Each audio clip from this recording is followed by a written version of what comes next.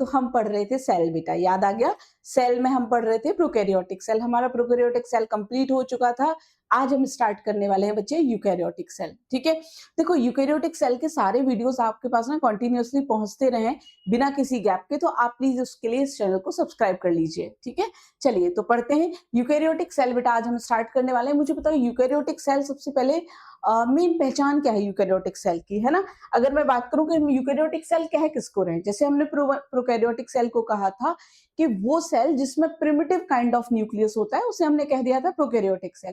Similarly eukaryotic cell हम किसको कह रहे हैं? चलिए तो स्टार्ट करते हैं। देखो यूकैरियोटिक सेल्स की अगर मैं बात करूं तो मैंने आपको जब सेल का इंट्रोडक्शन पढ़ाया था उस क्लास में बताया था बेटा कि यूकैरियोटिक सेल जो होती है ना, यूकैरियोटिक सेल जो होती है, इस यूकैरियोटिक सेल में मैंने कहा था यू का मतलब होता है वेल डिफाइंड, है ना? वेल डिफाइंड ट्रू, और इसके लिए मैंने बताया था कैरियोटिक शब्द किससे आया है? कैरियन से, और कैरियन का मतलब क्या बताया था बेटा, याद आ गया? न्यूक्लियस, याद आ गया? तो ऐसी सेल्स, वो सेल जिनमें क्या प्रेजेंट है? वेल डिफाइंड न्यूक्लियस प्रेजेंट है, जिनका न्यूक्लियस एक न्यूक्लियर एनवेलप से सराउंडेड है ना? एक न्यूक्लियर मेम्ब्रेन में बाउंड है, एक सेपरेट बॉडी है साइटोप्लाज्म के अंदर, बस ऐसे ही साइटोप्लाज्म में मिक्स नहीं है, वो कहलाता है, वो उस टाइप की सेल्स कहलाती है यूकैरियोटिक सेल। अब ये जो यूकैरियोटिक सेल्स होती है, इनके पास प्रोकैरियोटिक सेल के अलावा एक तो वेल डिफाइंड न्यूक्लियस है, दूसरा इनका जो जेनेटिक मटेरियल है ना बेटा, वो एक स्पेशल टाइप की प्रोटीन्स जिन्हें हम कहते हैं हिस्टोन प्रोटीन, ठीक है? 11th के बच्चों को एकदम नया लग रहा होगा, नहीं भी नाम याद रहेगा तो अभी के लिए चलेगा, बट आगे आपको समझ में आ जाएगा। एक स्पेशल टाइप की प्रोटीन्स के साथ पैक रहती है, जो हिस्टोन प्रोटीन होती है बेसिकली, उन प्रोटीन्स के साथ पैक होके उनका जेनेटिक मटेरियल एक ट्रू क्रोमोसोम के फॉर्म में प्रेजेंट होता है। आई बात समझ में? प्रोकैरियोटिक सेल का जेनेटिक मटेरियल बस प्रो क्रोमोसोम के फॉर्म में प्रेजेंट था, जिसे हम न्यूक्लियोइड कह रहे थे, और वो बस साइटोप्लाज्म में ऐसे ही पड़ा हुआ था, जबकि यूकैरियोटिक सेल का जो क्रोमोसोम है, जो जेनेटिक मटेरियल है, वो एक ट्रू क्रोमोसोम के फॉर्म में पैक होगा। ये सबसे इंपॉर्टेंट बात है अबाउट द यूकैरियोट्स, ठीक है? जो चीज हमें प्रोकैरियोट में देखने को नहीं मिली। सेकंड इंपॉर्टेंट बात क्या है बेटा, जो यूकैरियोट्स में देखने को मिलेगी, प्रोकैरियोट में नहीं थी, वो है कि यहाँ प्रेजेंट होंगे मेम्ब्रेन बाउंड ऑर्गेनल्स, है ना? मेम्ब्रेन बाउंड ऑर्गेनल्स प्रेजेंट होंगे। दूसरी इंपॉर्टेंट बात ये हो जाएगी। तीसरी इंपॉर्टेंट बात क्या हो जाएगी कि यहाँ यूकैरियोटिक सेल्स जो होंगी ना, इनमें कुछ और भी स्पेशल साइटोस्केलेटल स्ट्रक्चर्स मिलेंगे जो प्रोकैरियोट्स में मिसिंग थे, ठीक है? तो इस चीज को हम पहले नोट कर लेते हैं। 2-3 छोटे-छोटे पॉइंट्स हैं, इसको नोट कर लेते हैं, फिर हम डिटेल में मूव करेंगे यूकैरियोटिक सेल्स में, जिसमें हम बात करेंगे कि टाइप्स ऑफ यूकैरियोटिक सेल, यानी कि प्लांट सेल और एनिमल सेल की, ठीक है? तो यूकैरियोटिक सेल के बारे में पहला पॉइंट तो बेटा क्या हो जाने वाला है? फर्स्ट पॉइंट तो आप ये लिख लो कि यूकैरियोटिक सेल में पहला पॉइंट लिख लीजिए, दे possess a well-defined nucleus which is surrounded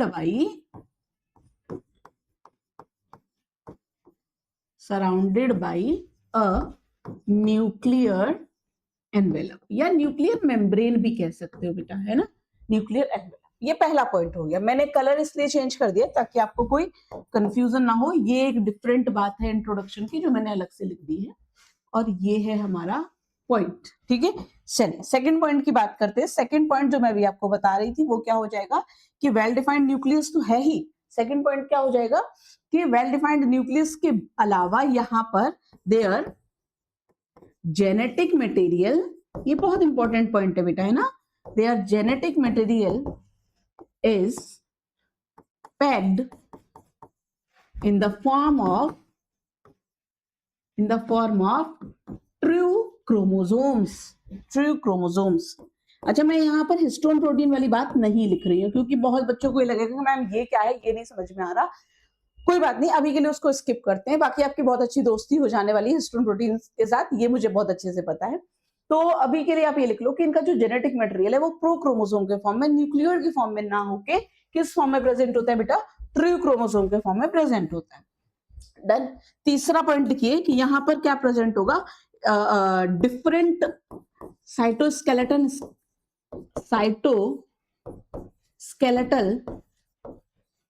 structures are present. इसका क्या मतलब है बेटा?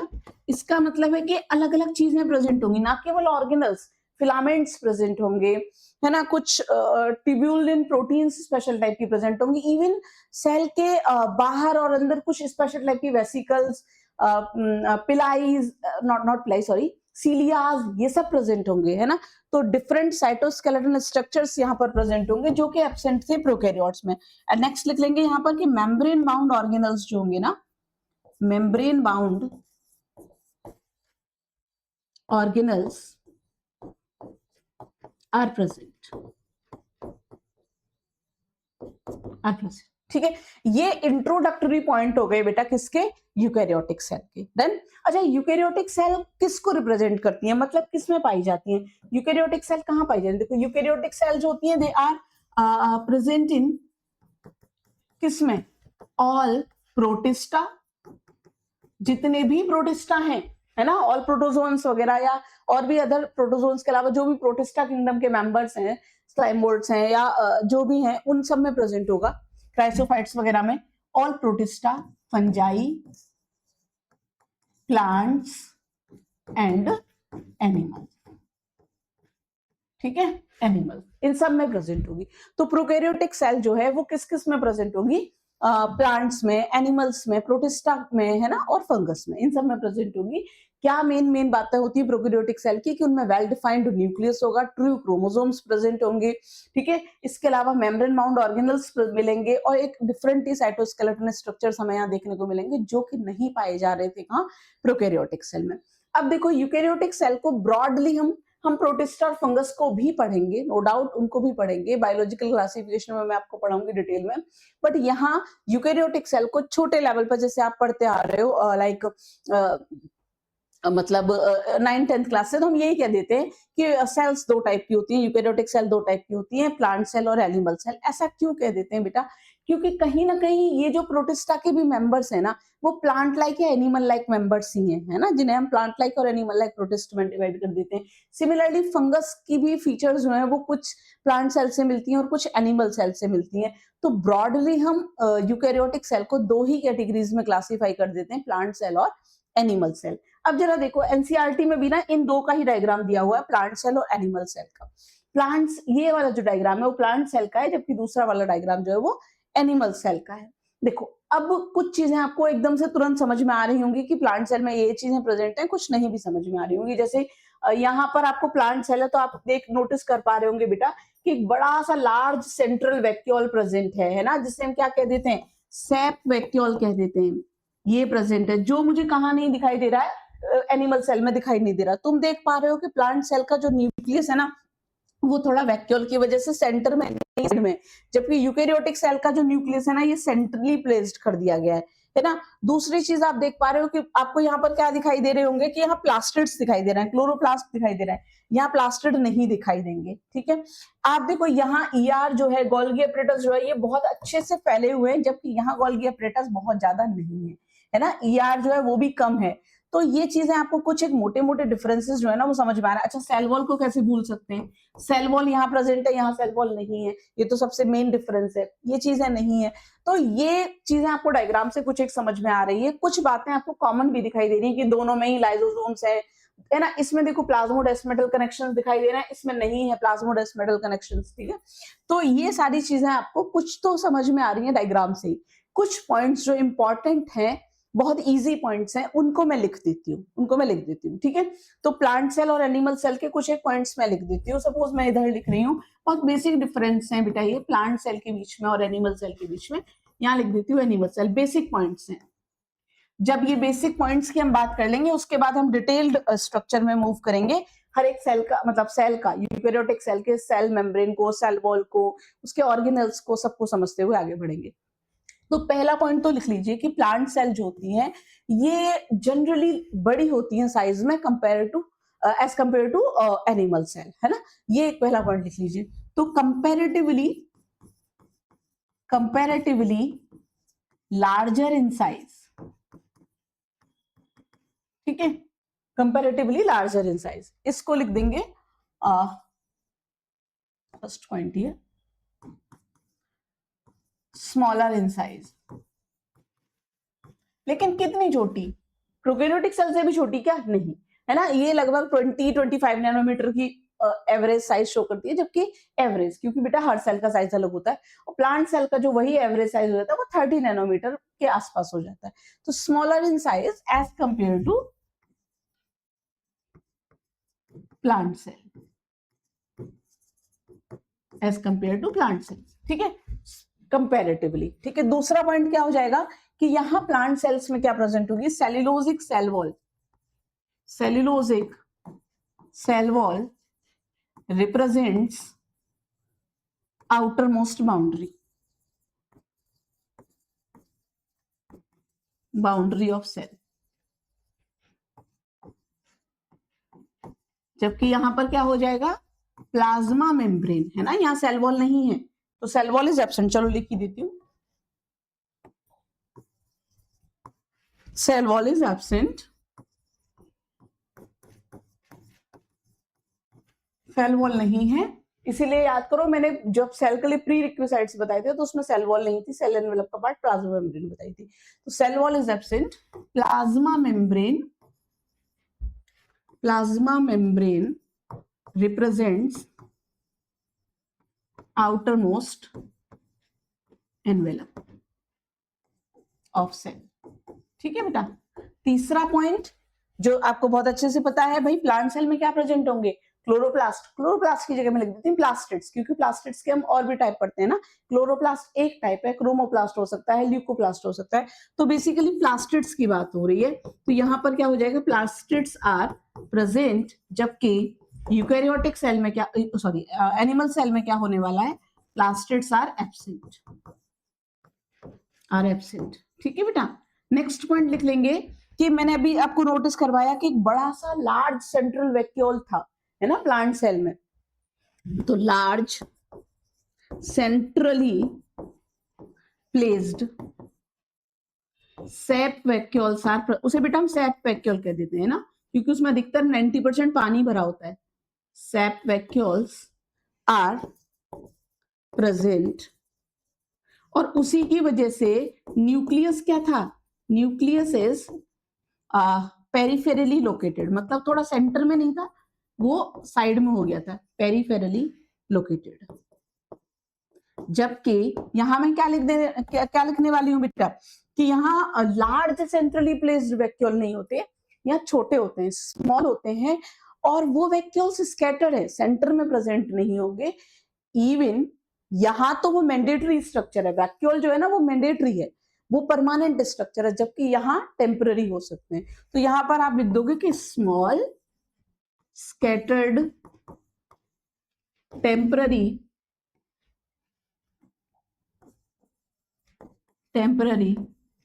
वैक्यूल्स, चाहो तो लिख सकते हो मे बी प्रेजेंट, क्यों? क्योंकि हो ना हो ऐसा जरूरी नहीं है, बट मैंने टेम्पररी वर्ड लिख दिया इसलिए मैं लिख रही हूँ आर प्रेजेंट, ठीक है। और न्यूक्लियस कैसा होगा? क्योंकि ये वैक्यूल्स इधर उधर हैं छोटे छोटे, इसलिए nucleus is centrally located, centrally placed, ठीक है बेटा, सेंट्रली प्लेस्ड, ये हो गया। अच्छा, अगला पॉइंट लिखेंगे कि प्लांट सेल के अंदर ना सेंट्रियोल सेंट्रोसोम्स ऑलमोस्ट हर प्लांट सेल्स में एब्सेंट होते हैं। उसकी जगह मैं बताऊंगी कैसे पोलर कैप्स काम करते हैं, वो सेल डिवीजन में मदद करते हैं, वो हम सेल डिवीजन के समय पढ़ेंगे। अभी के लिए आप लिख लीजिए सेंट्रियोल्स या सेंट्रोसोम्स, उसी सेंट्रियोल्स ही सेंट्रोसोम बनाते हैं, are usually absent in all plants, in all plant cells, जबकि यहां पर क्या हो जाने वाला है बेटा? centrioles are present।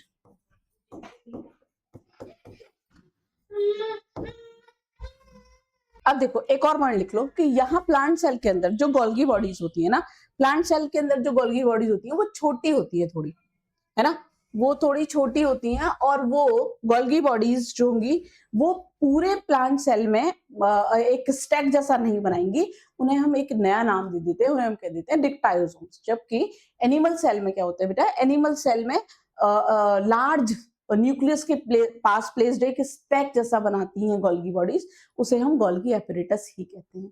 ठीक है, तो यहाँ पर क्या हो जाएगा, small scattered Golgi bodies called डिक्टायोसोम्स। मैं इधर लिख रही हूँ बेटा, है ना, क्या कह देते हैं उनको, अच्छा कलर चेंज कर देती हूँ ताकि आपको स्पेलिंग में कोई कंफ्यूजन ना हो। डिक्टायोसोम्स, डिक्टायोसोम्स आर प्रेजेंट। ठीक है, जबकि यहां पर क्या लिख देंगे, यहां हम लिख देंगे कि stacks of Golgi apparatus are present. ठीक है बेटा, तो और भी बहुत सारे डिफरेंस हैं प्लांट सेल और एनिमल सेल के बीच में। ठीक है, लेकिन जैसे नंबर ऑफ माइटोकॉन्ड्रिया को लेके बहुत सारे पॉइंट्स हैं, बट ये मेन पॉइंट थे जो कि हम बात कर सकते हैं। जैसे सीलिया नहीं प्रेजेंट होंगे प्लांट सेल में, एनिमल सेल में प्रेजेंट होते हैं, बहुत सारी चीजें हैं, बट ये कुछ ब्रॉड बेसिक डिफरेंसेस थे जिनकी हम इंट्रोडक्शन में ही बात कर लेते हैं। तो वो पॉइंट्स हमने यहाँ पर कवर कर लिए। अब हम डिटेल में वन बाय वन एक एक करके स्ट्रक्चर की बात करेंगे। तो पहला जो पार्ट है ना, पहला जो स्ट्रक्चर है वो है प्लाज्मा मेम्ब्रेन। क्योंकि देखो सेल वॉल बेटा प्लांट सेल में मिल रही है, एनिमल सेल में नहीं मिल रही है, हम बाहर से अंदर की तरफ चल रहे हैं सेल में। तो सेल वॉल क्योंकि एनिमल सेल में नहीं, इसलिए सेल वॉल से स्टार्टिंग नहीं कर रहे, पहले हम उस स्ट्रक्चर से बात करेंगे जो कि सेल के लिए एब्सोल्यूट रिक्वायरमेंट है, चाहिए ही चाहिए, मैंडेटरी स्ट्रक्चर है, प्री रिक्विसाइट है सेल के लिए। ठीक है, उसकी बात करते हैं। तो पहले स्ट्रक्चर की बात करते हैं। First structure is cell membrane, या you can say plasma membrane, इसी को हम प्लाज्मा मेम्ब्रेन भी कह सकते हैं। देखो ये जो स्ट्रक्चर है ना बेटा cell membrane, this is absolute requirement for the cell, this is absolute requirement for cell, मतलब ये तो चाहिए ही चाहिए, मैंडेटरी स्ट्रक्चर है, इसके बिना सेल सरवाइव नहीं कर सकती, है ना, इसके बिना सेल सरवाइव कर ही नहीं सकती, विदाउट दिस सेल सरवाइव ही नहीं करेगी, ये प्री रिक्विसाइट है, एब्सोल्यूट रिक्वायरमेंट है। इसकी हेल्प से सेल क्या करती है, बाय द हेल्प ऑफ, या ऐसे लिख लो, it helps the cell to interact with outside environment, cell के बाहर के एनवायरनमेंट के साथ इंटरेक्शन सेल किसके थ्रू करती है, प्लाज्मा मेम्ब्रेन के थ्रू करती है। अलग अलग कनेक्शंस होते हैं, आपने नाम सुना होगा, जैसे प्लांट सेल में भी हम बात कर रहे थे प्लाज्मोडेस्माटा होते हैं, एनिमल सेल में गैप जंक्शंस होते हैं। तो इस तरीके के अलग अलग टाइप के कनेक्शंस के थ्रू सेल आउटसाइड मतलब अपने बाहर की तरफ इंटरेक्शन करती है, सिक्रीशन करती है, एंडोसाइटोसिस करती है, अलग अलग फंक्शंस परफॉर्म करती है। अब फंक्शंस पर जाने से पहले, प्लाज्मा मेम्ब्रेन के फंक्शन पर जाने से पहले बात करते हैं प्लाज्मा मेम्ब्रेन के स्ट्रक्चर की। देखो प्लाज्मा मेम्ब्रेन के स्ट्रक्चर की बेटा एक बड़ी डिफरेंट सी कहानी है। अब तो आपके सिलेबस में ये चीजें नहीं रही हैं, एनसीईआरटी में सिर्फ फ्लूइड मोज़ेक मॉडल की बात की गई और मैं उसी को पढ़ाऊंगी डिटेल में, लेकिन थोड़ा सा आपको समझाती हूँ कि क्या था। प्लाज्मा मेम्ब्रेन जब सेल की डिस्कवरी हो गई तो प्लाज्मा मेम्ब्रेन के स्ट्रक्चर की, एक सेकेंड बेटा,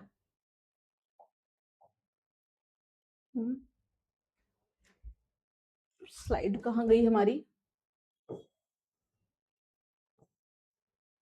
ओके ठीक है, पता नहीं, ओके डन, ठीक है। तो क्या हो गया कि जब सेल की डिस्कवरी हो चुकी थी, है ना, सेल की डिस्कवरी हो गई थी, तो 1950s में जब इलेक्ट्रॉन माइक्रोस्कोप की डिस्कवरी हो गई तो सारे साइंटिस्ट जो है वो कहीं ना कहीं प्लाज्मा मेम्ब्रेन के स्ट्रक्चर के लिए स्टडी करने लगे। अलग अलग मॉडल्स हैं, आपके सिलेबस में वो सब नहीं है, Robertson model, sandwich model, unit membrane model, बहुत सारे मॉडल्स आए जिन्होंने प्लाज्मा मेम्ब्रेन के स्ट्रक्चर को समझाने की कोशिश की। Most accepted and latest one is fluid mosaic model, जो सिंगर एंड निकोलसन का है, 1972 में आया, जिसकी हम अभी बात करने वाले हैं। लेकिन उस मॉडल से पहले एटलीस्ट इतना पता चल चुका था कि ये जो सैंडविच मॉडल, बाइलेयर मॉडल्स जो थे, इनसे ये समझ में आ चुका था कि प्लाज्मा मेम्ब्रेन जो है ना, वो फॉस्फोलिपिड से ही, लिपिड से मिलके बनी है और लिपिड की बाइलेयर है और उसमें बीच-बीच में कहीं-कहीं प्रोटीन्स भी प्रेजेंट हैं। इतनी बात ऑलरेडी समझ में आ चुकी थी और पुराने जो यूनिट मेम्ब्रेन, रॉबर्टसन मॉडल, इन मॉडल्स के थ्रू, ठीक है? तो ये बात हमें पहले से पता थी। फिर उसके बाद जो है आया फ्लूइड मोज़ेक मॉडल और उस फ्लूइड मोज़ेक मॉडल से काफ़ी और बातें पता चली, उसकी वन बाय वन करके बात करते हैं। तो सेल मेम्ब्रेन का जो स्ट्रक्चर है ना, इसका स्ट्रक्चर जो रिवील हुआ है, अ, ऐसे लिखेंगे, इट्स स्ट्रक्चर इज रिवील्ड, या स्टडीड करके भी लिख सकते हो, आफ्टर दी डिस्कवरी ऑफ, बेटा आपकी एक एक एनसीईआरटी की लाइन में यहाँ कवर करके चल रही हूँ, ठीक है? कुछ भी मिस नहीं होने वाला है। आप किसी भी बुक के क्वेश्चंस उठा लीजिए, आपका कोई भी क्वेश्चन मैं गारंटी देती हूँ ऐसा नहीं होगा कि सॉल्व नहीं होगा। आप बस अच्छे से नोट्स को फॉलो करिए और इसके अलावा आपको कुछ भी नहीं करना है। इसीलिए मैं डिटेल में एक-एक बात जो मैं बोलती हूँ वो मैं लिखती हूँ, ताकि आप बोला हुआ भूल जाओगे लेकिन लिखा हुआ आपके पास बार-बार रहेगा। तो आप इसको अच्छे से करते चलिए, कंटिन्यूएशन में नोट्स बनाते चलिए, पढ़ते चलिए। इसके अलावा आपको कहीं भटकने की जरूरत नहीं, यहीं से आपको सारा कंटेंट मिल जाने वाला है। जगह-जगह आपको अलग-अलग वीडियोस देखने की, अलग-अलग साइट पे जाने की जरूरत नहीं है, ठीक है? तो देखो, इसका जो स्ट्रक्चर है वो डिस्कवर हुआ, रिवील हुआ after the discovery of electron microscope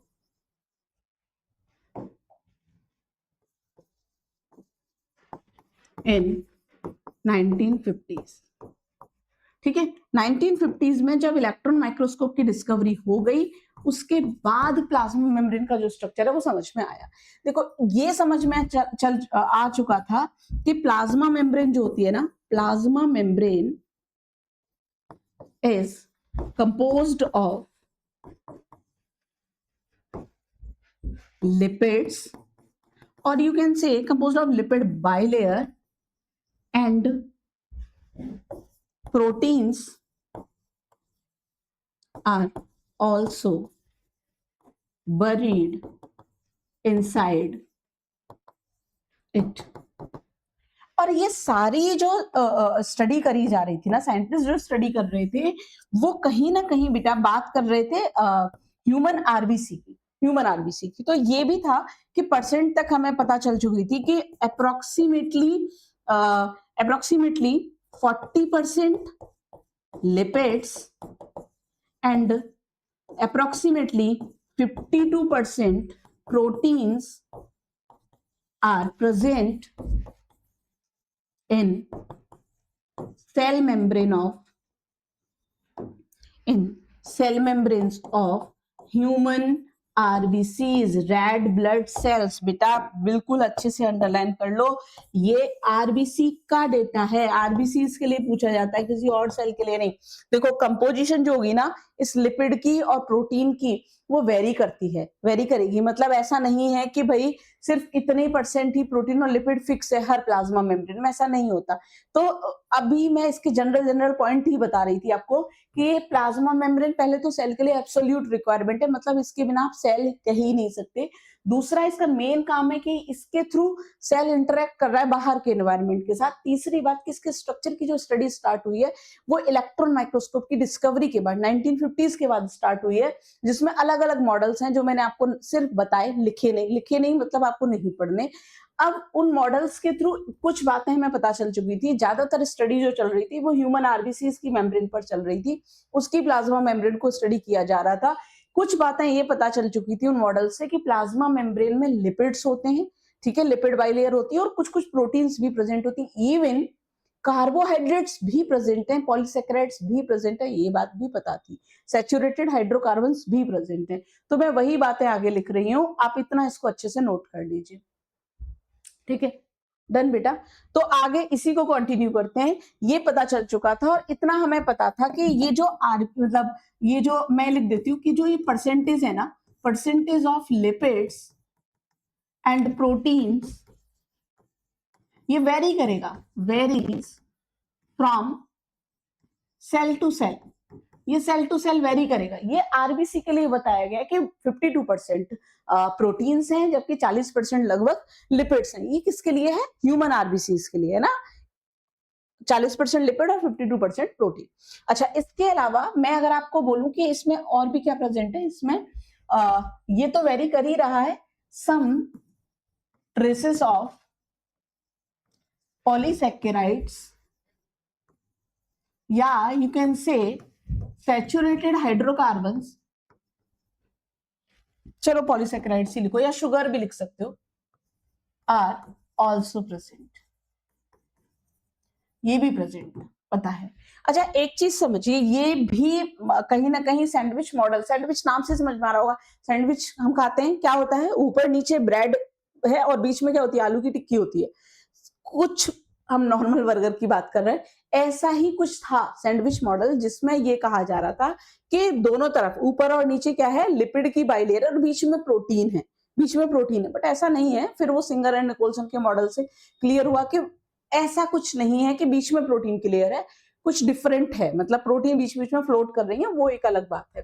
तो ये भी पहले से पता था और ये हमें ऑलरेडी क्लियर था कि इतने इनकी वेरी करेगी परसेंट और लिपिड्स होंगे वो प्रेजेंट होंगे, प्रोटीन्स प्रेजेंट होती हैं।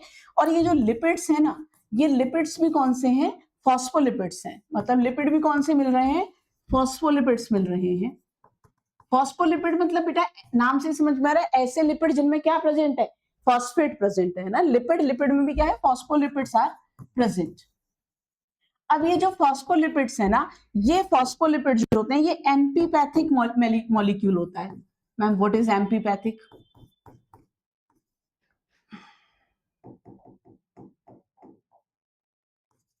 एम्फीपैथिक मॉलिक्यूल होता है। अब एम्फीपैथिक का क्या मतलब है बेटा, एम्फ शब्द जहां भी आता है, एम्फोटेरिक, कहीं ना कहीं वहां दो अपोजिट चीजों की बात की जाती है, प्लस माइनस इस तरीके से, जैसे एम्फोटेरिक नेचर पढ़ते हो आप अमीनो एसिड्स का, कि उस पर पॉजिटिव चार्ज भी है नेगेटिव चार्ज भी है। तो एम्फीपैथिक का मतलब है कि इस लिपिड के अंदर, फॉस्फोलिपिड के अंदर, ऐसे लिपिड जिनमें फॉस्फेट जुड़ा हुआ है, इसमें दो पार्ट है, इसमें पोलर पार्ट भी है और इसमें नॉन पोलर पार्ट भी है। बेटा पोलर पार्ट कौन सा होता है, हाइड्रोफिलिक या हाइड्रोफोबिक, याद आ गया, हाइड्रोफिलिक। हाइड्रोफिलिक मतलब वाटर लविंग है ना, वाटर लविंग, जो पानी में घुल जाए, और या पानी से जिसकी दोस्ती हो, घुल जाए नहीं बट पानी से जिसकी दोस्ती हो, जिसका पानी से रिपल्सन ना हो, ठीक है। जबकि नॉन पोलर कैसे हो जाते हैं, hydrophobic, water hating, water repelling, ये कैसे हो जाते हैं, वाटर रिपेलिंग, ये वाटर में मिलजुल के दोस्ती करके नहीं रहने वाले। तो ये जो लिपिड्स है ना, लिपिड में भी कौन सा लिपिड है, फॉस्फोलिपिड। अभी मैं बायोमोलिक्यूल जब पढ़ाऊंगी तो फॉस्फोलिपिड में भी बताऊंगी कि सबसे ज्यादा फॉस्फोलिपिड जो पाया जाता है वो लेसिथिन है। अब चाहो तो यहाँ लिख सकते हो अलग से, मोस्ट कॉमन फॉस्फोलिपिड जो प्लाज्मा मेम्ब्रेन में मिलता है वो है लेसिथिन। लेसिथिन क्या है, लेसिथिन का स्ट्रक्चर कैसा है, ये हम पढ़ेंगे बायोमोलिक्यूल में। अभी के लिए बात कर रहे हैं कि लिपिड में भी कौन से लिपिड है, फॉस्फोलिपिड। फॉस्फोलिपिड का नेचर कैसा है, एम्फीपैथिक नेचर है, पोलर नॉन पोलर दोनों पार्ट है। बेटा पोलर पार्ट जो है ना, ये होता है उसका हेड, और नॉन पोलर जो पार्ट है ये होती है उसकी टेल। ये हाइड्रोफोबिक टेल होती है ना, सैचुरेटेड हाइड्रोकार्बन्स की, सैचुरेटेड हाइड्रोकार्बन्स की होती है।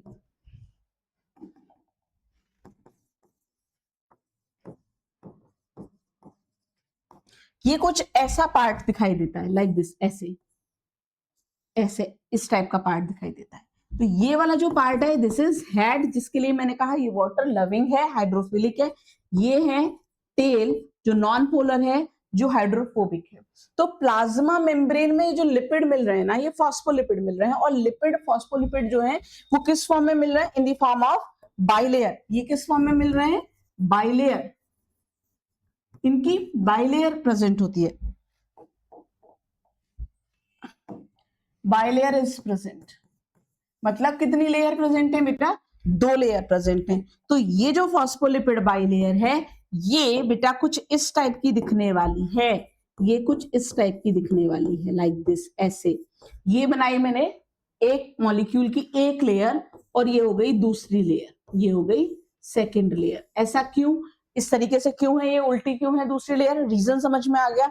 यहाँ अंदर क्या भरा हुआ है, साइटोप्लाज्म, और साइटोप्लाज्म में क्या होता है बेटा, पानी पानी होता है ना, वाटर होता है, और ये पोर्शन कैसा होने वाला है, वाटर हीटिंग, और यहाँ पर भी वाटर हीटिंग हो जाएगा टेल्स के लिए, अगर मैं टेल को सीधा अरेंज करूंगी तो, इसीलिए नीचे वाली लेयर क्या हो गई, उल्टी हो गई, तो ये ऊपर की तरफ हो गई, तो ये बन गई क्या, फॉस्फोलिपिड बाइलेयर,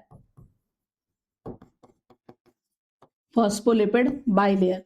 कहीं ना कहीं इतनी बातें ऑलरेडी पता थी हमें फ्लूइड मोज़ेक मॉडल से पहले, ठीक है, तो कहीं ना कहीं इतना हम जानते थे कि फ्लूइड मोज़ेक मॉडल से पहले इतनी चीजें हमारे दिमाग में क्लियर थी कि प्लाज्मा मेम्ब्रेन जो होती है उसमें लिपिड्स होते हैं, प्रोटीन्स होती हैं, इवन कुछ और भी मॉलिक्यूल होते हैं, जैसे कार्बोहाइड्रेट्स वगैरह भी प्रेजेंट होंगे, लेकिन उनके परसेंटेज अलग अलग है। ह्यूमन आरबीसी का परसेंट अपने को याद रखना है, वही एनसीईआरटी में गिवन है। अब ये जो लिपिड होते हैं, ये लिपिड के अंदर एक लिपिड एक स्पेशल टाइप का मॉलिक्यूल है, वो बाइलेयर क्यों बना रहा है, क्योंकि वो एंटीपैथिक है, उसमें पोलर और नॉन पोलर दोनों पार्ट हैं, तो क्योंकि उसकी टेल वाटर के कांटेक्ट में आ जाएंगी अगर वो नीचे की तरफ रहेंगी तो, और उल्टा भी नहीं हो सकता, हेड भी नीचे की तरफ नहीं रह सकता, क्योंकि अगर टेल बाहर की तरफ रहेंगी तो बाहर भी तो एक्वेटिक एनवायरनमेंट है, बाहर भी पोलर एनवायरनमेंट है, इसीलिए टेल्स जो होती हैं वो बीच में एक हाइड्रोफोबिक जोन बना लेंगी और हेड हेड दोनों तरफ रहेंगे, टेल्स अंदर की तरफ आ जाएंगी, ये बात होती है। तो ये हाइड्रोफोबिक जोन बीच में क्रिएट हो जाएगा, ये दोनों साइड हेड हो गए और टेल्स दोनों की अंदर की तरफ आ गई। इतनी बातें पहले से पता थी। अब 1972 में दो साइंटिस्ट आए जिनका नाम था, एक थे सिंगर और दूसरे थे निकोलसन। उन्होंने एक मॉडल प्रपोज किया, फ्लूइड मोज़ेक मॉडल, जो सबसे ज्यादा एक्सेप्टेड है और आज भी जिसे हम पढ़ते हैं, फॉलो करते हैं, और वही सबसे ज्यादा एक्यूरेट इंफॉर्मेशन हमें प्लाज्मा मेम्ब्रेन के बारे में देता है, that is fluid mosaic model. उसकी बात करते हैं। देखो, फ्लूइड मोज़ेक मॉडल ने समझाया, ये है स्ट्रक्चर एनसीईआरटी का फ्लूइड मोज़ेक मॉडल के अकॉर्डिंग, मैं भी आपको बना के दिखाऊंगी, लेकिन पहले आप इसको समझिए। देखो, फ्लूइड मोज़ेक मॉडल, पहली बात तो किसने दिया है ये लिख लीजिए, इट इज गिवन बाय या proposed by, given by singer, गाना नहीं गाते थे, इनका नाम है सिंगर, ठीक है, सिंगर एंड निकोलसन, कब, इन 1972। बेटा ईयर इज इंपॉर्टेंट है ना, यहाँ ईयर इंपॉर्टेंट है, आप इसको हाईलाइट कर लीजिए। सिंगर एंड निकोलसन ने फ्लूइड मोज़ेक मॉडल दिया है, कब दिया है, 1972 में। इन्होंने ना एक लाइन कही बेटा, इन्होंने एक लाइन कही, इन्होंने कहा कि प्लाज्मा मेम्ब्रेन का ना क्वैसी फ्लूइड नेचर है। किसकी वजह से, लिपिड्स की वजह से। Lipids quasi fluid nature show करते हैं। क्वैसी फ्लूइड मतलब आप ऐसे समझ लीजिए कि बहुत लिक्विड वाला नेचर नहीं है कि बह रहा हो, ऐसा नहीं है, बट हाँ उसमें फ्लूइडिटी है, जिसकी वजह से प्रोटीन्स लिटरल मूवमेंट करती है, प्रोटीन्स मूवमेंट शो करती है। आई बात समझ में, नहीं आई, वापस समझाती हूँ। इन्होंने कहा कि लिपिड्स का क्वैसी फ्लूइड नेचर है। फ्लूइड मतलब क्या, लिक्विड, ऐसा लिक्विड नहीं कि वो बह रहा है पानी की तरह, नहीं, लेकिन हाँ उसमें फ्लूइडिटी है, और उस फ्लूइडिटी की वजह से प्रोटीन्स में लेटरल मूवमेंट हो रहा है। कैसा, लेटरल, ये वर्ड्स इंपॉर्टेंट है, कैसा मूवमेंट हो रहा है, लेटरल मूवमेंट्स हो रहा है, और उस लेटरल मूवमेंट्स को ही हम प्लाज्मा मेम्ब्रेन की फ्लूइडिटी के फॉर्म में मेजर करते हैं, ठीक है, ये बात इन्होंने बताई। एक और इसके अलावा इन्होंने जबरदस्त लाइन कही, इन्होंने एक स्टेटमेंट दिया, इन्होंने कहा कि जब हम प्लाज्मा मेम्ब्रेन को देख रहे हैं तो कुछ ऐसा लग रहा है जैसे, ऐसा लग रहा है जैसे लिपिड का, फॉस्फोलिपिड्स का समुद्र हो, और उस समुद्र के अंदर, उस सी के अंदर प्रोटीन के आइसबर्ग्स फ्लोट कर रहे हो, है ना। जैसे आप देखो ना, समुद्र में बर्फ जम जाती है और वो बर्फ के टुकड़े इधर से उधर, नीचे तो पानी है ना, बर्फ के नीचे तो पानी है, तो ऐसा लग रहा है बर्फ इधर से उधर चल के जा रही है, एक्चुअल में बर्फ नहीं चल रही है, पानी चल रहा है, समझो, पानी चल रहा है और पानी की वजह से बर्फ इधर से उधर जा रही है, पानी में मूवमेंट है। सिमिलरली कि ये जो फॉस्फोलिपिड बाइलेयर है, इसमें लिपिड में क्वैसी फ्लूइड नेचर है, लिपिड में फ्लूइडिटी है, जिसके कारण लिपिड मूव कर रहा है, लिपिड में अलग अलग टाइप के मूवमेंट हो रहे हैं, लेटरल मूवमेंट हो रहा है, फ्लिप फ्लॉप पढ़ाऊंगी, फ्लिप फ्लॉप मूवमेंट हो रहा है, उस मूवमेंट की वजह से प्रोटीन्स में भी मूवमेंट आ रहा है, प्रोटीन्स भी लिटरली मूव कर रही हैं, ठीक है, प्रोटीन का अपना खुद का कोई मूवमेंट नहीं है, लिपिड की वजह से प्रोटीन लिटरली मूव कर रही हैं, और वही मेजरमेंट है फ्लूइडिटी का। और उन्होंने कहा ऐसा लग रहा है in the sea of phospholipid protein icebergs are floating, ठीक है, ऐसा उन्होंने कहा। तो इसकी बात करते हैं कि पहली बात तो fluid mosaic model Singer and Nicolson ने दिया, ये most accepted, widely accepted and latest model है, most accepted and latest model for structure of plasma membrane. अच्छा, मैं पीएम नहीं लिख रही हूं, for structure of plasma membrane. ठीक है, इन्होंने क्या कहा है, इनके कुछ इंपॉर्टेंट बातें हैं। पहली बात, इन्होंने कहा ड्यू टू क्वेसी फ्लूइड, बेटा ध्यान रखना, वर्ड्स पे जाना है अपने को, है ना। ड्यू टू कैसा नेचर है, quasi fluid nature of lipids lateral movement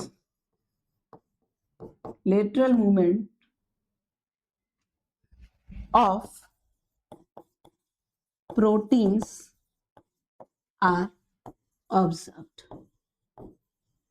which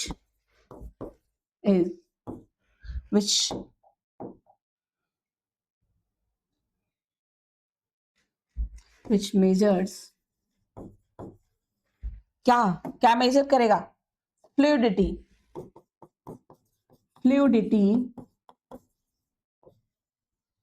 of plasma membrane,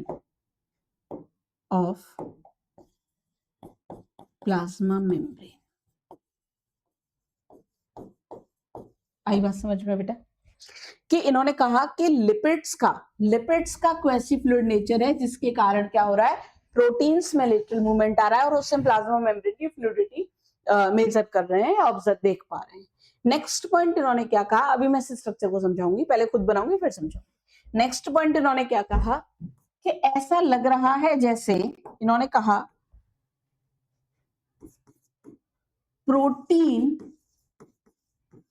protein icebergs are floating in the sea of phospholipids.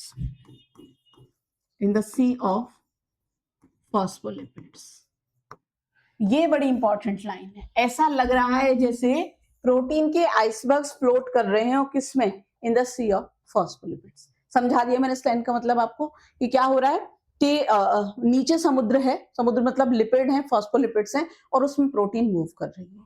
अब ऐसा क्यों हो रहा है कि जो लिपिड्स है ना, ये लिपिड्स जो होती है ना, लिपिड्स ये शो करते हैं मूवमेंट, शोस मूवमेंट।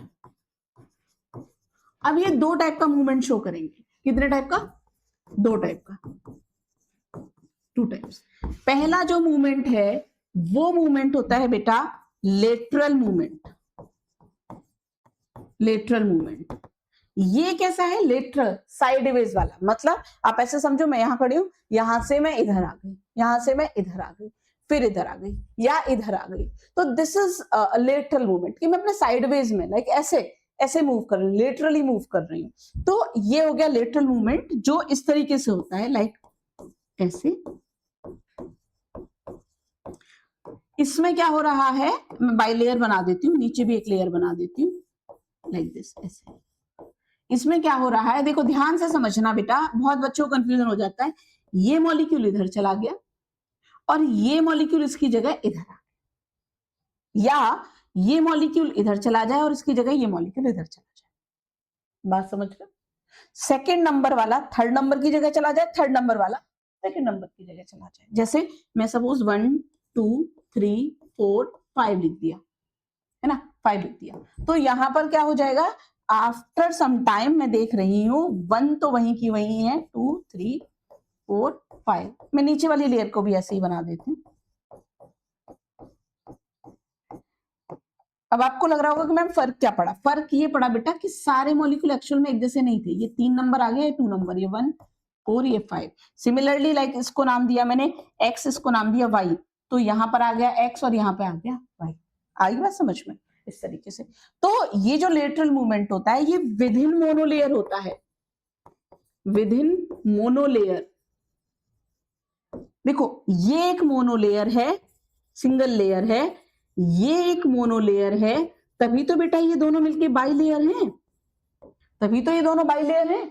तो इस विद इन मोनोलेयर जो होता है, ये मॉलिक्यूल इधर ऊपर वाली लेयर में ऊपर वाले मॉलिक्यूल के साथ एक्शन, नीचे वाली लेयर में नीचे वाली मेम्ब्रेन के साथ एक्शन।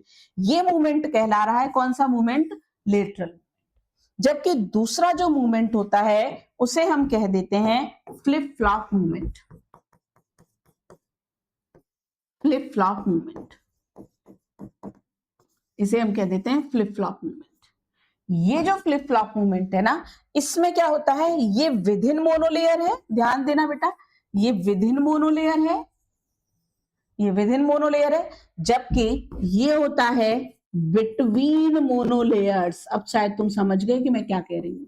बिटवीन मोनोलेयर्स क्या मतलब है? बिटवीन मोनोलेयर, अभी तक मैं बता रही थी ऊपर की लेयर का एक मॉलिक्यूल इधर से उठ के इधर आ गया, इधर से उठ के इधर आ गया। सिमिलरली नीचे की मेम्ब्रेन का मॉलिक्यूल इधर से उठ के इधर आ गया, इधर से उठ के इधर आ गया। बट अगर बिटवीन मोनोलेयर हो जाए, मतलब ऊपर की मेम्ब्रेन का मॉलिक्यूल नीचे वाली मेम्ब्रेन के मॉलिक्यूल के साथ अपनी पोजीशन एक्सचेंज कर ले, ऊपर वाली मोनोलेयर का मॉलिक्यूल नीचे आ जाए फ्लिप करके और नीचे वाली का ऊपर चला जाए, ये जो मूवमेंट है लिपिड के मॉलिक्यूल्स का क्रिस क्रॉस जैसा, ये मूवमेंट है कौन सा? Flip flop movement. आई बात समझ में? तो लिपिड दो टाइप का मूवमेंट शो कर रहा है, लेटरल और फ्लिप फ्लॉप। देखो इसको भी मैं डायग्राम से समझा देती हूँ। मैं क्या करती हूँ, एक लेयर को व्हाइट कलर से बना देती हूँ और एक लेयर को किसी दूसरे कलर से बना देती हूँ, लाइक दिस, इस कलर से। तो ऊपर वाली मोनोलेयर हो गई व्हाइट, नीचे वाली मोनोलेयर हो गई ग्रीन। अब मुझे क्या शो करना है? Flip flop. मतलब सपोज मैं सेकंड वाले मॉलिक्यूल को पहुंचा रही हूँ इधर और इधर को इसको पहुंचा रही हूँ इधर, यानी कि आफ्टर सम टाइम देखा गया, आफ्टर सम टाइम ये ऑब्जर्व हुआ कि ऊपर वाली मेम्ब्रेन में नीचे वाली मेम्ब्रेन का एक मॉलिक्यूल आ चुका था और नीचे वाली मेम्ब्रेन का ऊपर में जा चुका था। This movement is called flip flop movement. ये होता है बिटवीन मोनोलेयर्स। अच्छा, अब इससे क्वेश्चन क्या पूछा जाता है उसकी बात करते हैं। इंपॉर्टेंट, आपको दोनों टाइप के मूवमेंट समझ में आ गए, फ्लिप फ्लॉप क्या है, लेटरल मूवमेंट क्या है, ये बात समझ में आ गई। ये लिपिड्स शो कर रहे हैं ना, या आप ऐसे शो कर सकते हो कि इसकी वजह से plasma membrane, due to this lipids की वजह से, ऐसे लिख लो, ड्यू टू लिपिड्स, जो प्लाज्मा मेम्ब्रेन है, प्लाज्मा मेम्ब्रेन जो है ये शो करती है, शोस मूवमेंट। दो टाइप का, लेटरल और फ्लिप फ्लॉप। अब मैं इंपॉर्टेंट की लाइन लिखने वाली हूं जो कि बहुत बहुत बहुत इंपॉर्टेंट है, उसकी बात करते हैं। देखो अगली स्लाइड में ऐड कर रही हूं, आप इसमें लिख लीजिए नोट करके, वेरी वेरी इंपॉर्टेंट, पीवाईक्यू भी है, यहां से डायरेक्ट क्वेश्चन पूछे जाते हैं। लिखिए कि जो लेटरल मूवमेंट है ना, ये लेटरल मूवमेंट, अब आप समझ चुके हैं कौन सा है lateral movement, with in monolayer. ये प्रेजेंट होता है या दोनों में प्रेजेंट होगा। Lateral movement is shown by both lipids and proteins, both lipids and proteins. But कौन सा वाला? फ्लिप फ्लॉप मूवमेंट, एक्सचेंज वाला, फ्लिप फ्लॉप मूवमेंट, ये वाला is absent in, या ऐसे लिख लो, only shown by lipids, only shown by lipids, only मतलब मैं कहना चाह रही हूं प्रोटीन्स will never मतलब never, will never undergo for flip flop movement. Proteins will never undergo for flip flop movement. ये बात हो गई, ठीक है, इंपॉर्टेंट बात है, आप इसको लिख लीजिए। तो यहां तक बात हो गई। अच्छा, अब बात आती है कि हमने लिपिड्स को तो समझ लिया कि लिपिड तो फॉस्फोलिपिड मिल रहे हैं, उसमें हेड है, उसमें टेल है, हेड पोलर है, बाहर की तरफ प्रेजेंट होता है या साइटोप्लाज्म की तरफ प्रेजेंट होगा, बीच में हाइड्रोफोबिक जोन क्रिएट हो रहा है, टेल्स अंदर की तरफ प्रेजेंट है। प्रोटीन्स की क्या बात हुई, प्रोटीन्स की भी बात कर लेते हैं। देखो प्रोटीन्स को मैं आपको समझाती हूँ क्या होता है। प्रोटीन्स भी अलग अलग टाइप की होती हैं। तो प्रोटीन्स दो टाइप की हैं जो सेल के अंदर मिलेंगी।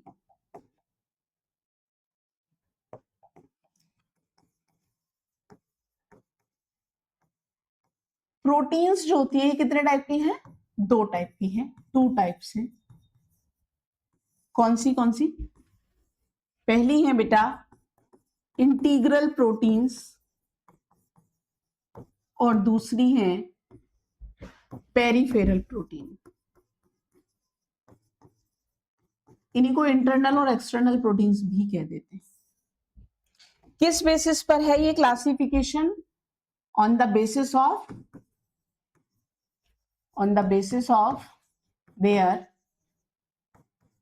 their ease of extraction।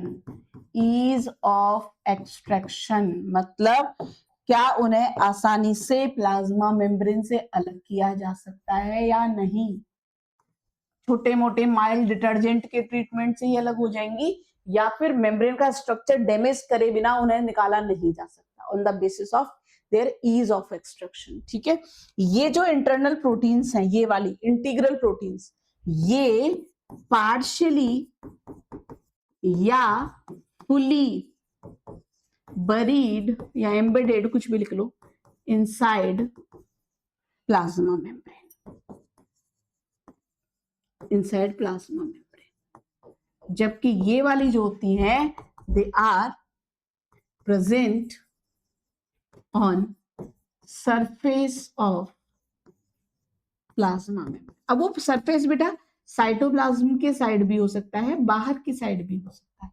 ठीक है, इनको इजीली एक्सट्रैक्ट आउट नहीं किया जा सकता, can not be extracted out easily. पूरा का पूरा क्या करना पड़ेगा आपको? स्ट्रक्चर ही डैमेज करना पड़ेगा। ये कैन बी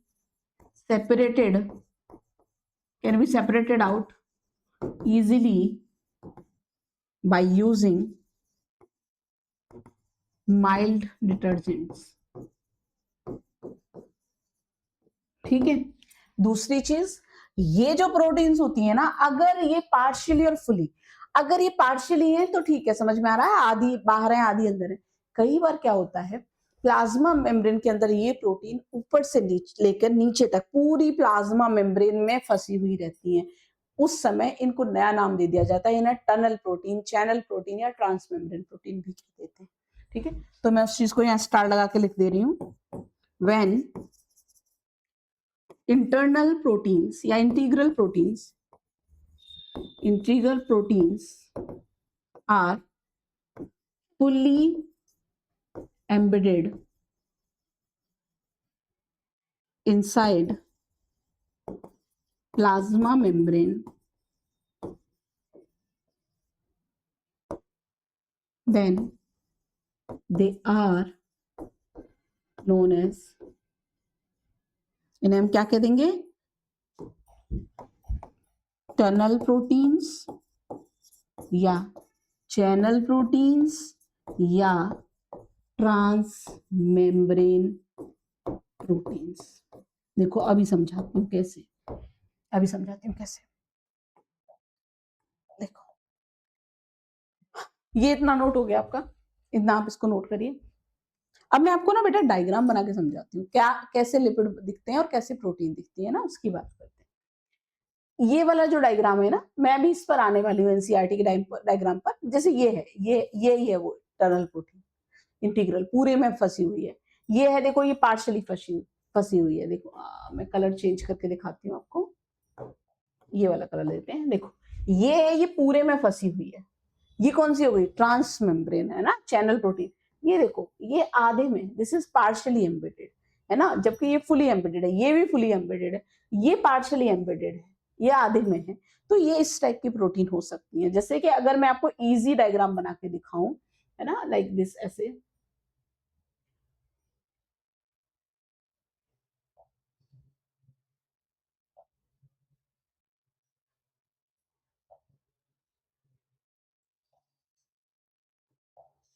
देखो, बहुत इजी सा डायग्राम मैं आपको बना के दिखाती हूँ। मैं बहुत रफ डायग्राम अपने को बना के देख रहे हैं हम जल्दी से, ताकि मेन चीजें क्लियर हो जाएं।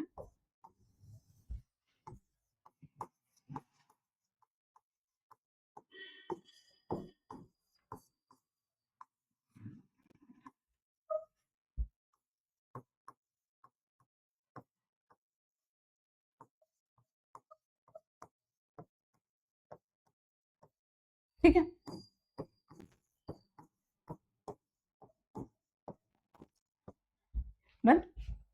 इसके अलावा मैं इसमें कुछ पोर्शंस और ऐड कर देती हूँ।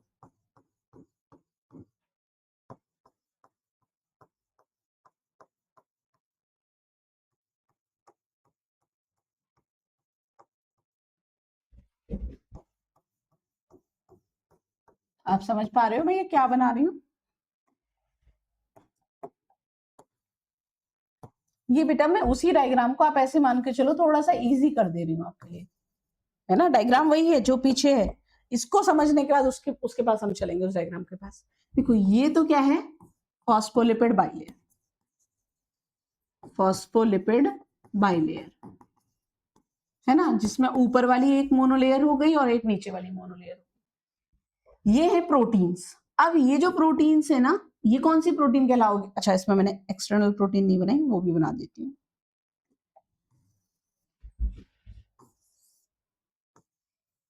ऐसे बना दी। अब देखो समझो, ये वाली जो प्रोटीन है ना, इसे मैं कहूंगी ये कौन सी प्रोटीन है? दिस इज इंटीग्रल प्रोटीन, या बेटा इसे इंटरनल प्रोटीन भी कह सकते हैं, इंटरनल प्रोटीन। अच्छा इस इंटीग्रल प्रोटीन को मैं कहूंगी पार्शियली एम्बेडेड है, तो जस्ट इंटीग्रल।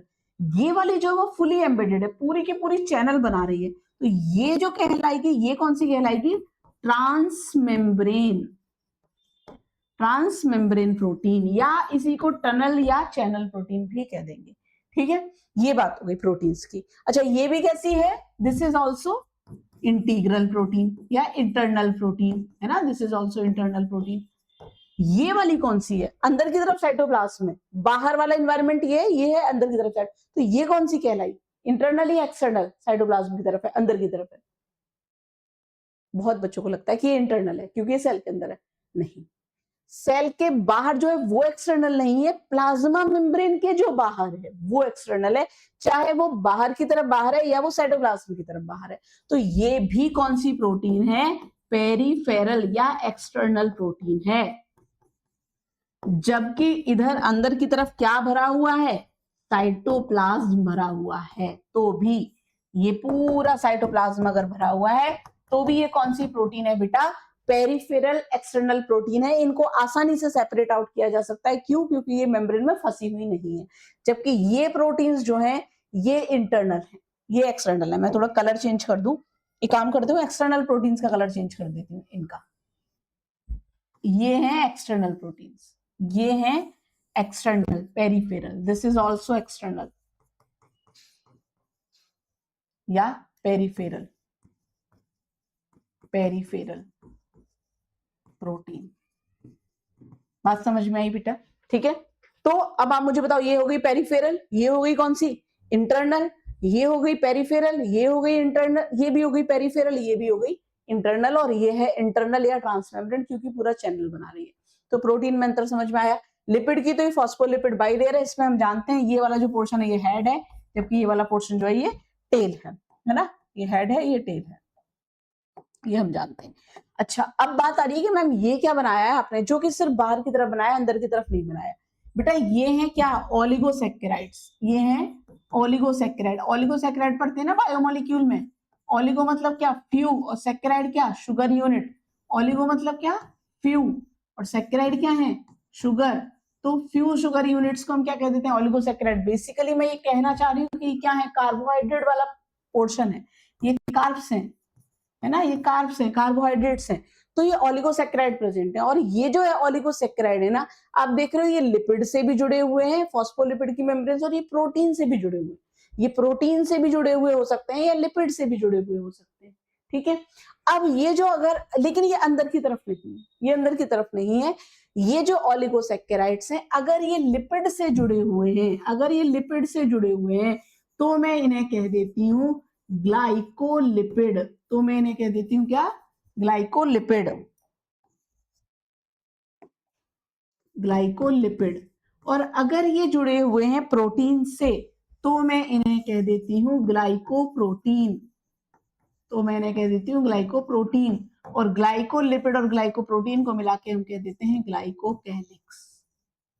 आई बात समझ में? ग्लाइकोकैलिक्स।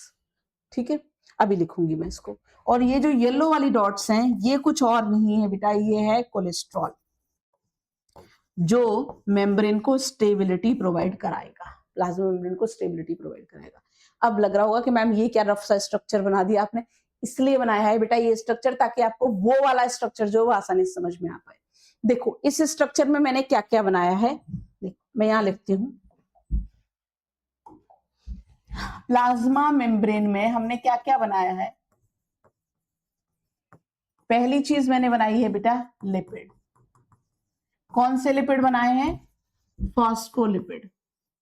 और फॉस्फोलिपिड की भी क्या प्रेजेंट है, बाइलेयर, एग्री, बाइलेयर। इसमें दो चीजें थी, एक तो हेड वाला पार्ट था और एक तो टेल वाला पार्ट था, डन। दूसरी चीज मैंने बनाई है क्या, प्रोटीन। प्रोटीन दो टाइप की बनाई है, एक्सट्रिंसिक यानी कि एक्सटर्नल और इंटरनल, इंटीग्रल भी कह सकते हो उन्हें, इंटीग्रल कह लो, इंटरनल कह लो, इंट्रिंसिक कह दो, ठीक है। ये इसमें एक ऑप्शन और भी था, और करके, और मतलब ये वाला नहीं, ये वाला नहीं, और हो सकती है कि वो किस फॉर्म में हो, ट्रांस मेम्ब्रेन के फॉर्म में, ट्रांस मेम्ब्रेन के फॉर्म में हो। ये एक्सट्रिंसिक हो सकती है, एक्सटर्नल हो सकती है, ठीक है। ये प्रेजेंट है विद इन द मेम्ब्रेन, जबकि ये प्रेजेंट है on the surface of membrane, बाहर के सरफेस पर भी अंदर के सरफेस पर। तीसरा पोर्शन मैंने क्या बनाया है बेटा, कार्ब्स, ओलिगोसैकेराइड्स, ओलिगोसैकेराइड्स। देखो ये ओलिगोसैकेराइड्स क्या हैं, कार्बोहाइड्रेट्स हैं।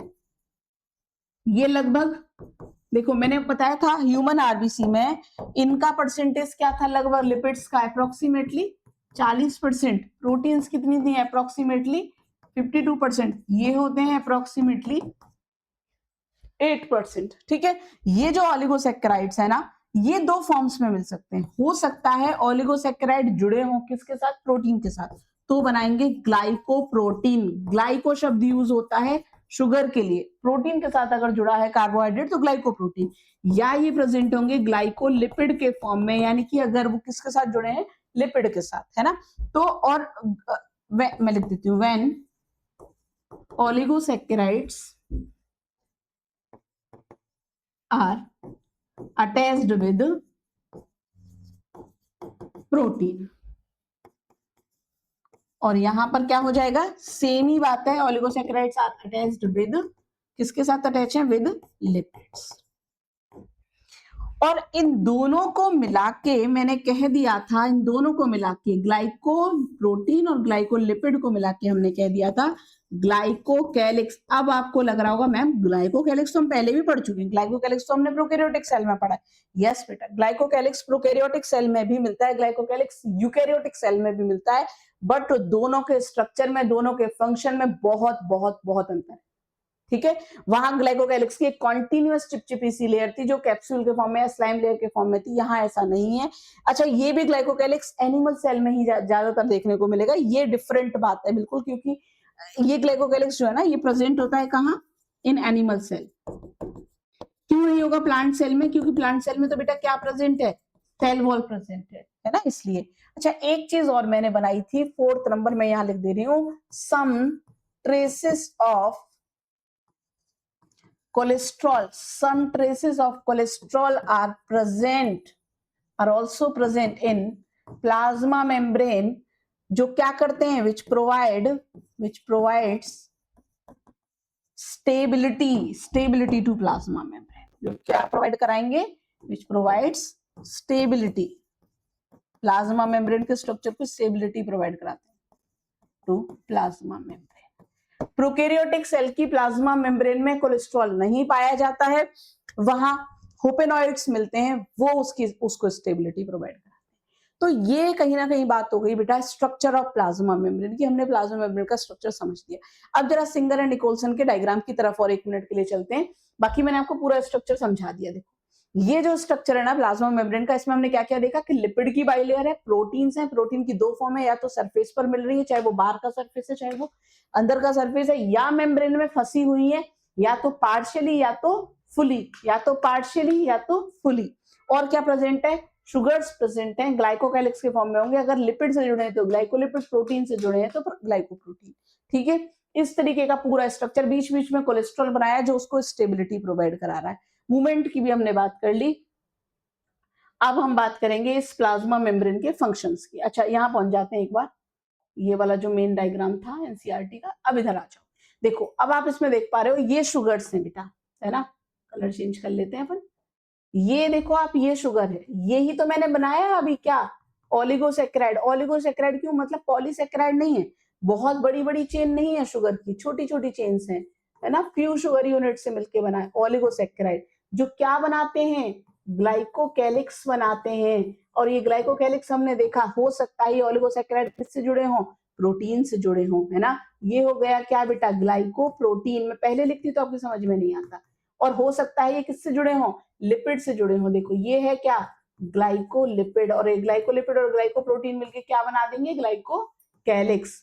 ये हो गई पेरिफेरल प्रोटीन, सरफेस पर है, जबकि ये हो गई क्या, इंटीग्रल प्रोटीन। ये भी है क्या, integral protein, this is also integral protein, है ना। और ये है फॉस्फोलिपिड बाइलेयर, इतना मेंशन ही है। ये जो येलो डॉट्स दिखाई दे रही है, ये क्या है, कोलेस्ट्रॉल। अच्छा, यहाँ मेंशन है, ये क्या हो जाएगा, कोलेस्ट्रॉल हो जाएगा, ये कोलेस्ट्रॉल हो जाएगा। तो अब आपको ये समझ में आ गया मॉडल, है ना। ये जो स्काई ब्लू कलर के दिखाई दे रहे हैं आपको, गोल गोल बॉल्स जैसी दिखाई दे रही है, ये हेड है। ये ब्लैक कलर की जो इस तरीके के स्ट्रक्चर्स आपको दिखाई दे रहे हैं, ये टेल्स हैं फॉस्फोलिपिड बाइलेयर की। और इनके बीच बीच में हम देख रहे हैं प्रोटीन्स फंसी हुई हैं। अगर वो प्रोटीन पूरे में है तो इंटीग्रल है, ट्रांसमेम्ब्रेन है, आधे में है तो सिर्फ इंटरनल है। जो बाहर की तरफ प्रोटीन्स निकली हुई हैं वो एक्सटर्नल प्रोटीन्स हैं। लिपिड्स की ये पूरी लेयर है ही। अगर शुगर लिपिड के साथ जुड़ा हुआ है तो ग्लाइकोलिपिड, प्रोटीन के साथ जुड़ा हुआ है तो ग्लाइकोप्रोटीन, इन दोनों को मिला के अपन कह देते हैं ग्लाइकोकैलिक्स। इसके अलावा कुछ डॉट्स हमें येलो कलर की जो दिखाई दे रही है वो कोलेस्ट्रॉल है। तो ये कंप्लीट स्ट्रक्चर हो गया बेटा किसका, प्लाज्मा मेम्ब्रेन का। अब नेक्स्ट बात करते हैं इसी टॉपिक में, फंक्शंस ऑफ प्लाज्मा मेम्ब्रेन। हमने प्लाज्मा मेम्ब्रेन का स्ट्रक्चर समझा, मूवमेंट्स की भी बात कर ली। फंक्शंस ऑफ प्लाज्मा मेम्ब्रेन, देखो प्लाज्मा मेम्ब्रेन के ना मेन फंक्शन है, it is responsible for cell growth, secretion, endocytosis, even the interaction, cellular interaction, intercellular interaction, cell के interaction with the outside world, या फिर between another with another cell, between cells. तो cell के different different interactions के लिए plasma membrane is responsible. अगर वो नहीं है तो सेल सिग्नलिंग नहीं होगी, सेल कम्युनिकेशन नहीं होगा, पूरा का पूरा बॉडी ही अनस्टेबल हो जाएगी। तो ये बहुत इंपॉर्टेंट पॉइंट है। तो या क्या क्या हो सकता है इसका फंक्शंस में, पहला लिख लेंगे रिस्पॉन्सिबल फॉर सेल ग्रोथ, ठीक है, interactions, cellular interactions, cellular interactions, secretion, कुछ भेजना है सेल को बाहर, सीक्रीट आउट करना है वेसिकल्स के फॉर्म में, कुछ अंदर लेना हो सेल को, एंडोसाइटोसिस, ठीक है, सेल डिवीजन, इसको कैसे भूल सकते हैं, एटसेट्रा। ये सब एक कॉमन पॉइंट्स हो गए सेल मेम्ब्रेन। दूसरा इंपॉर्टेंट फंक्शन जो है ना सेल का, वो है helps in transport, helps in transport, चीजों को अंदर ले जाना है, बाहर भेजना है। ये एंडोसाइटोसिस और सीक्रेशन, ये सब का ही पार्ट है। अब ये जो ट्रांसपोर्ट है ना, ये मेनली दो टाइप का होता है, दो टाइप का होता है जो हम ऑलरेडी जानते हैं, हमारे लिए नया नहीं है। एक होता है एक्टिव ट्रांसपोर्ट और एक होता है पैसिव ट्रांसपोर्ट। एक्टिव ट्रांसपोर्ट और पैसिव ट्रांसपोर्ट। बेटा ये जो एक्टिव ट्रांसपोर्ट है, नाम से ही समझ में आ रहा है, यहाँ एनर्जी लगेगी कि नहीं, yes ma'am, energy is required, energy लगेगी ही लगेगी, एक्टिव है। और यहाँ पर अपन क्या लिख देंगे, एटीपी या energy is not required, not required, ठीक है। अच्छा ऐसे समझ के चलो, एक्टिव और पैसिव ट्रांसपोर्ट को आप ऐसे समझ के चलो, आप पहाड़ पर चढ़ रहे हैं, ऊपर ऊंचे चढ़ रहे हो। एक्टिव ट्रांसपोर्ट को हम अपहिल ट्रांसपोर्ट कह देते हैं, पैसिव को डाउनहिल ट्रांसपोर्ट कह देते हैं। आप ऊपर चढ़ेंगे तो एनर्जी लगेगी, अगेंस्ट ग्रेविटी जा रहे हो, मेहनत लगेगी। साइकिलिंग करते हुए जा रहे हो, सपोज बहुत मेहनत से साइकिल चढ़ा के ले जाओगे, उधर से आने में क्या करना है, सिर्फ ब्रेक पर कंट्रोल करना पड़ेगा, है ना, वरना कुछ ज्यादा जल्दी आ जाओगे। तो ऊपर से जब नीचे आओगे तो एनर्जी नहीं लगानी है आपको, पैडलिंग बहुत ज्यादा नहीं करनी है। तो ऊपर से नीचे अलोंग द ग्रेविटी आ रहे हो, along the concentration gradient molecule move करता है, और एक्टिव में वो अपहिल जा रहा होता है, अगेंस्ट कंसंट्रेशन ग्रेडियंट जा रहा होता है, तो वहां एनर्जी लगती है और यहाँ एनर्जी नहीं लगेगी। तो यहाँ पर क्या हो जाएगा, एक्टिव ट्रांसपोर्ट में एनर्जी तो लगेगी, यहाँ मॉलिक्यूल्स मूव करते हैं, molecules move against their concentration gradient, against their concentration gradient, यानी कि from their lower concentration to their high concentration. Solution पर पहुंच जाना, कंफ्यूज हो जाओगे। मॉलिक्यूल की जहां कम कॉन्सेंट्रेशन है, जहां कम अमाउंट में वो प्रेजेंट है, वहां से वो जा रहा है कहां, जहां वो ज्यादा अमाउंट उसकी प्रेजेंट है। पैसिव में क्या हो रहा है, movement of molecules occurs along their, ध्यान देना मैं देयर शब्द लगा रही हूं, along their concentration gradient, concentration, molecule की जहां मात्रा ज्यादा है वहां से वो जा रहा है जहां उसकी कॉन्सेंट्रेशन कम है, जहां उसकी अमाउंट कम है।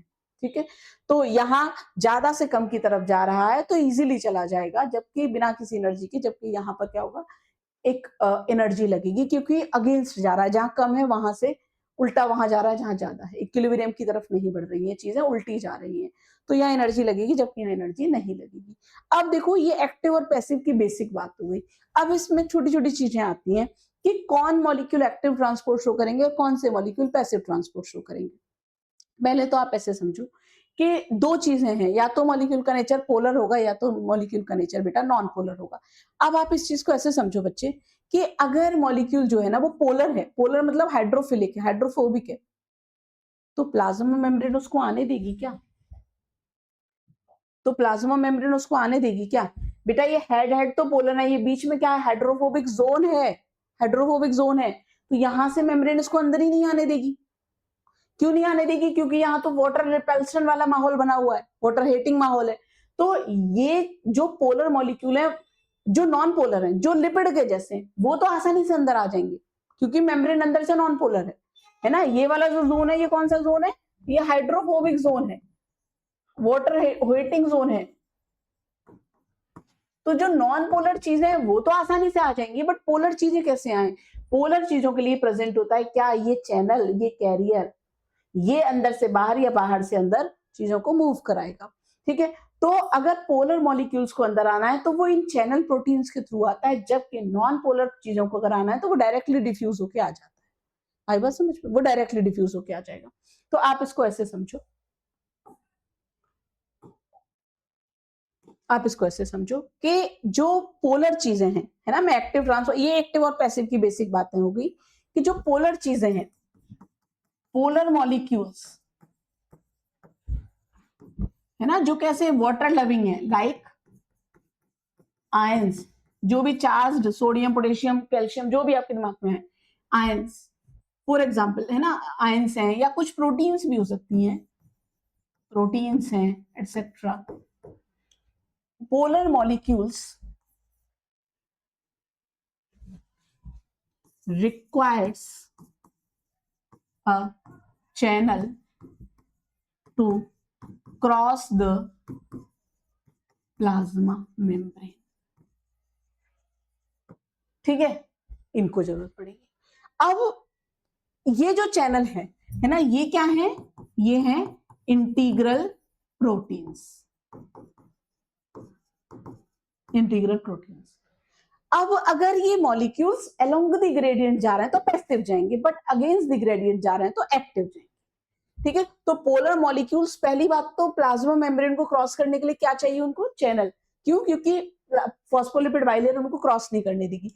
अब ये जो मॉलिक्यूल जो इंटीग्रल प्रोटीन को क्रॉस कर रहे हैं, चैनल प्रोटीन को क्रॉस कर रहे हैं, अगर ये मूव कर रहे हैं, if moves along gradient, along concentration gradient, तो कैसे जाने वाले हैं? By passive transport. और ये कैसे जाएंगे? If moves against concentration gradient, तो ये कैसे जाएंगे? By active transport. आई बात समझ में? Active transport. ये बात हो गई एक्टिव ट्रांसपोर्टेशन की। फॉर एग्जाम्पल एक्टिव ट्रांसपोर्ट का एग्जाम्पल हो जाएगा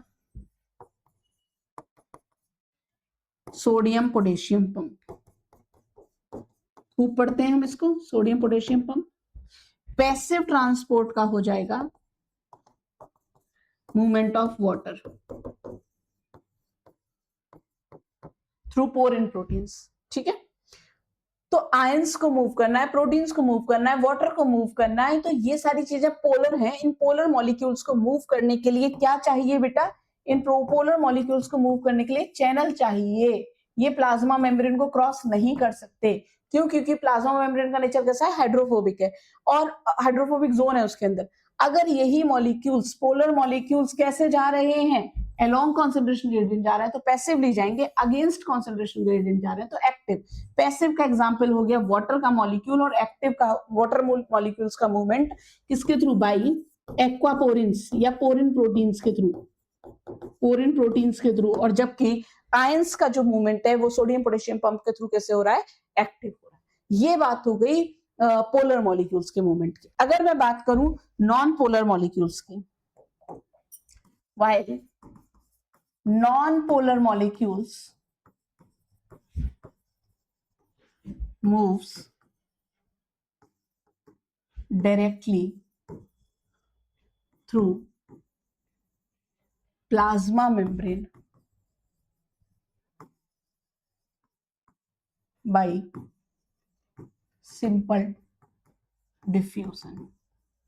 अच्छा, डिफ्यूजन समझते हो ना? कोई भी मॉलिक्यूल अपने हाई कॉन्सेंट्रेशन से अपने लो कॉन्सेंट्रेशन में जा रहा है। अगर पैसिव जा रहे हैं तो एक्टिव जाएंगे तो बेटा इन्हें भी एनर्जी लगने वाली है। ठीक है, तो वो तो सिंपल कंसेप्ट है। अगर अगेंस्ट जाएंगे तो इन्हें भी, इसमें भी क्या हो जाएगा? नॉन पोलर में भी अगर ये अलोंग जाएंगे, अलोंग कॉन्सेंट्रेशन ग्रेडियंट जाएंगे, तो कैसे जाने वाले हैं? By passive, passive transport. और अगर ये कैसे जाएंगे? अगर ये भी कैसे जाने वाले हैं बेटा? अगर ये अगेंस्ट जाएंगे, अगेंस्ट कॉन्सेंट्रेशन ग्रेडियंट जाएंगे, तो ये भी कैसे जाने वाले हैं भाई? एक्टिव। लेकिन इनको किसी चैनल प्रोटीन की जरूरत नहीं पड़ेगी। ठीक है, अच्छा एक शब्द और आ जाता है डिफ्यूजन। तो हम समझते हैं कि एक टाइप का पैसिव ट्रांसपोर्ट है जिसमें सिंपली सॉलिड, लिक्विड, गैस कुछ भी है, अगर वो अपने हाई कॉन्सेंट्रेशन से लो कॉन्सेंट्रेशन की तरफ जा रहा है, दैट इज सिंपली डिफ्यूजन। एक चीज और है ऑस्मोसिस। ऑस्मोसिस भी पैसिव ट्रांसपोर्ट ही है। साधारण भाषा में मैं कहूं तो ये पैसिव ट्रांसपोर्ट है किसका? Of water. किसके through? Through semi permeable membrane. बस इतना ही है। अगर मैं इसे डेफिनेशन के फॉर्म में लिख दूं तो ये क्या है? It is movement of water from its high concentration to its low concentration through semi, ध्यान देना बेटा, सेलेक्टिवली नहीं, सेमी परमिएबल मेम्ब्रेन। अच्छा, प्लाज्मा मेम्ब्रेन के लिए लिख लीजिए आप, वो मेम्ब्रेन का नेचर कैसा है? सेलेक्टिवली परमिएबल है। सेमी से याद आ गया, ये बात हम कैसे भूल सकते हैं कि प्लाज्मा मेम्ब्रेन का जो नेचर है वो कैसा है? सेलेक्टिवली परमिएबल नेचर है। यहां लिख देते हैं। ठीक है, it is selectively permeable in nature. Selectively मतलब सेमी होता है जो आधी चीजों को अलाउ करे, है ना? सिर्फ वाटर को, सॉल्वेंट को या सॉल्यूट को अलाउ कर रही है, वो सेमी हो गया। हाफ, सिर्फ सॉल्यूशन में से सेमी, आधी चीज को, सॉल्यूट को या सॉल्वेंट, किसी एक चीज को ही जाने दे रही है। सेलेक्टिवली मतलब सेलेक्टेड चीजों को जाने दे रही है, चाहे वो सॉल्यूट है, चाहे वो सॉल्वेंट है, चाहे वो अलोंग ग्रेडियंट भेजा जाए, चाहे वो अगेंस्ट ग्रेडियंट भेजा जाए, लेकिन सेलेक्टेड चीजें ही जाएंगी, जिसकी जरूरत है वही जाएगी। चाहे भले ही अंदर सोडियम कम है, लेकिन सेल को अगर सोडियम की जरूरत है तो वो अंदर ही लेगी सेल को। This is selective nature. Semi क्या होता है कि भैया उसका काम है सोडियम को बाहर भेजना, सॉल्यूट को बाहर भेजना, तो वो भेजी जा रही है, भेजी जा रही है। या वाटर को अंदर लेना, तो वो बस अंदर ले रही है, वाटर को सॉल्यूट से उसे कोई लेना देना नहीं है। वो चीज नहीं होती है। Plasma membrane semi permeable nature की नहीं है, सेलेक्टिवली परमेबल नेचर की होती है। ठीक है बेटा, तो इसके साथ ही आज की क्लास में हमने यूकेरियोटिक सेल का इंट्रोडक्शन समझ लिया। हमने यूकेरियोटिक सेल की इंट्रोडक्शन की बात कर ली, प्लांट सेल, एनिमल सेल की बात कर ली, प्लाज्मा मेम्ब्रेन के सारे डिटेल्ड स्ट्रक्चर, नोड्स, फंक्शंस, इन सबको देख लिया अच्छे से। इसके साथ ही कंप्लीट होती है हमारी आज की क्लास। अब हम नेक्स्ट क्लास में कवर करेंगे सेल वॉल। ठीक है, नेक्स्ट क्लास में हम कवर करेंगे स्ट्रक्चर ऑफ सेल वॉल। तब तक आप अच्छे से पढ़ते रहिए और आप अपने फ्रेंड्स के साथ इस वीडियो को शेयर भी कीजिए। अगर आपको ये पसंद आ रहा है तो please like, share and subscribe my channel. Thank you, have a nice day.